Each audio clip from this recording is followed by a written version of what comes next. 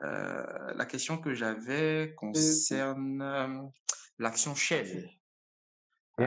J'ai cru comprendre que l'action Shell était sous-estimée, hein, comparée par exemple à celle donc quand je dis Shell, je parle pas, excusez-moi, je vais utiliser les bons termes, je parle de Vivo.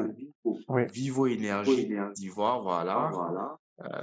Vivo Énergie Côte d'Ivoire. J'ai cru comprendre que la valeur était sous-estimée quand on la compare par exemple à l'action de Total Énergie Côte d'Ivoire. Les deux entreprises sont dans le même secteur, les deux entreprises sont plus ou moins au coude à coude en matière de part de marché, mais on voit que l'un coûte, je crois que le total était à environ 2000, si je ne me trompe pas, hein. Et puis, alors je vous donne les chiffres exacts, je suis sur Sika. Donc oui, total est à 2340. Et puis Vivo, quant à lui, est à 875. Donc ça veut dire pratiquement deux, voire trois fois moins que celle de Total. Alors ma question, c'est de savoir, est-ce que vous confirmez, est-ce que vous avez cette impression, est-ce que vous avez des échos dans ce sens-là pour dire que oui, c'est une valeur qui est sous-estimée? Pourquoi est-ce que certaines entreprises le font? C'est-à-dire dans le cas de Vivo, quel intérêt Vivo aurait de sous-estimer la valeur de l'action? Et puis enfin, est-ce que c'est une stratégie qui, par la suite, est amenée à s'estomper? C'est-à-dire, est-ce que la valeur de l'action va prendre sa vraie valeur d'ici quelques années, quelques mois, etc. Voilà. Merci bien. Merci à vous. Alors, je vois trois questions. Donc, enfin, trois points. Le premier point, c'est complètement, mais alors complètement irrationnel de comparer les coûts des actions. Comparer 800, je sais plus combien, à 2000, je sais plus combien. Ça fait aucun sens. OK. Donc, et l'exemple OK. que je prends souvent, c'est, imaginez que les deux entreprises, c'est des pains. D'accord? On a le pain A, oh, Mhm. d'accord, on a le pain Vivo et on a le pain Total Pay. D'accord? Mhm. Le pain Vivo, Mhm. on décide, et donc c'est le plus bas, donc on décide de le diviser en quatre portions. Mhm. D'accord? Et le pain Total CI, on décide de le diviser en deux portions. Mhm. Ça fait sens que le pain Total CI coûte plus cher. Une portion, une portion du pain Total CI coûte plus cher qu'une portion du pain Vivo, n'est-ce pas? Mhm. Puisque le pain Vivo, on l'a divisé en quatre portions C'est et le ça, pain Total juste en deux effectivement. portions. Et donc, c'est ça qui se passe sur la BRVM. Total Vivo n'a pas le même nombre d'actions que Total CI, sorry, Vivo, pas Total Vivo. Vivo n'a pas le même nombre d'actions que Total CI sur le marché. Un. Deux, Mhm. la valeur intrinsèque, donc, je dis ça comme ça, sinon pas ricoché, disons capital social. Donc, pour faire plus correct encore, le capital social de Vivo, mais c'est pas la même chose que le capital social de Total CI. Donc, ça ne peut vraiment mettre alors vraiment aucun sens de comparer les coûts des actions de OK. Vivo et Total CI. Ça, c'était le premier point.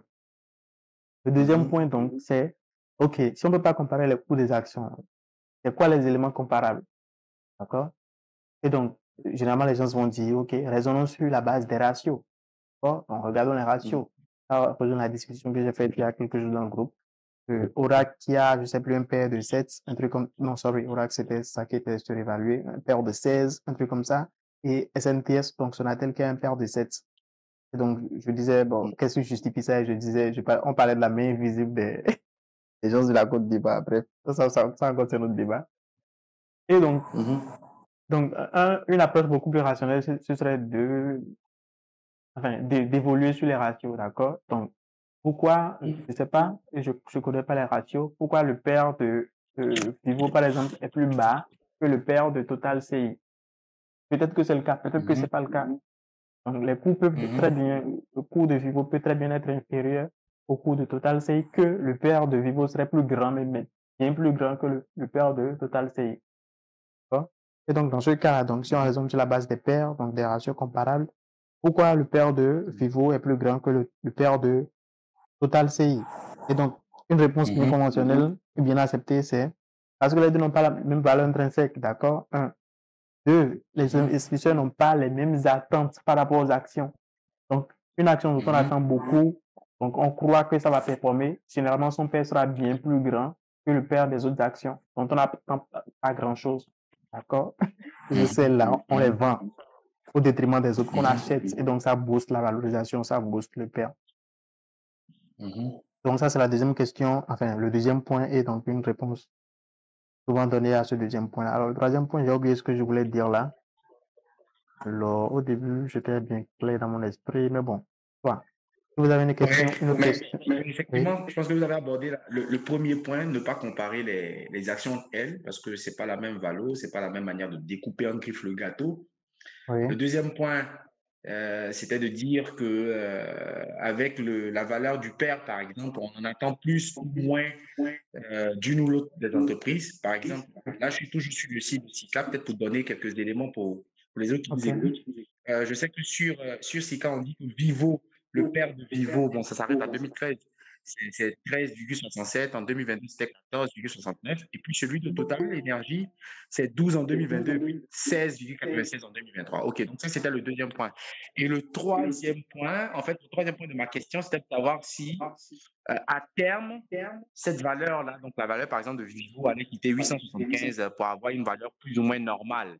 Bon, normal, c'est arbitraire de dire cela, mais dans le sens, dans le contexte de ma question, vous comprenez, c'est-à-dire, est-ce que, puisque j'avais pensé qu'elles étaient sous-évaluées, est-ce qu'à un moment de 800, on allait avoir la bonne valeur, donc monter à 1600, 2000, etc. Donc, je crois que c'était ça le troisième point peut-être que vous vouliez aborder. exactement. Ouais. Donc, les deux se rejoignent effectivement. Donc, le troisième point.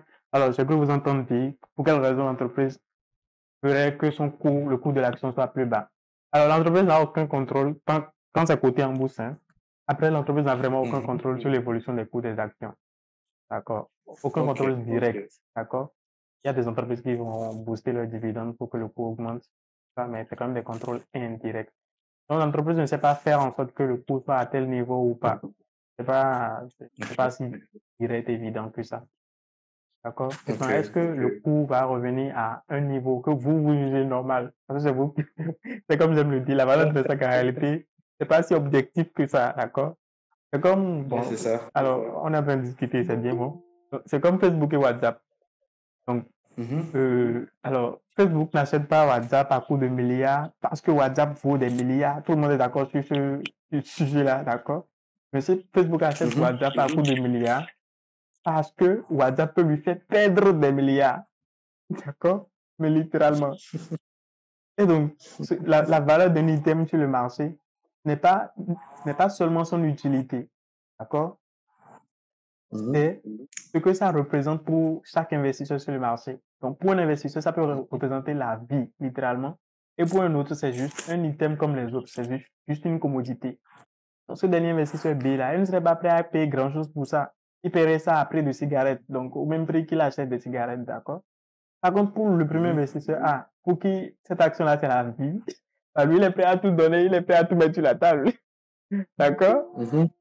Donc, Mhm. c'est ça finalement qui fait que la valeur intrinsèque en réalité, c'est pas une notion si objective que ça. Vous voyez bien que ça varie d'un investisseur déjà à un autre. Donc, tout ça pour dire, ce que vous appelez normal, mais c'est complètement subjectif. Vous pensez que ça devrait être à 2000, mais ça n'engage que vous. C'est vous qui le pensez, c'est pas le marché qui le pense. Vous voyez ce que je veux Mhm. dire? Oh, Donc, très bien. voilà. Donc, l'évolution des coûts sur le marché, donc, un, l'entreprise n'a aucun contrôle dessus. Et deux, il n'y a pas vraiment un coût qu'on peut juger normal de manière objective. Ça n'existe pas. C'est un non-sens absolu. Mhm. Donc, donc voilà plus ou moins Ok, une approche de réponse ok. à cette troisième question. D'accord. Non, je comprends bien. Donc, un, il ne faut pas comparer les entreprises, fût-elles du même secteur, du même domaine. Il faut regarder la capitalisation. Il faut voir comment ils ont divisé leur part. C'est ça, hein? Oui,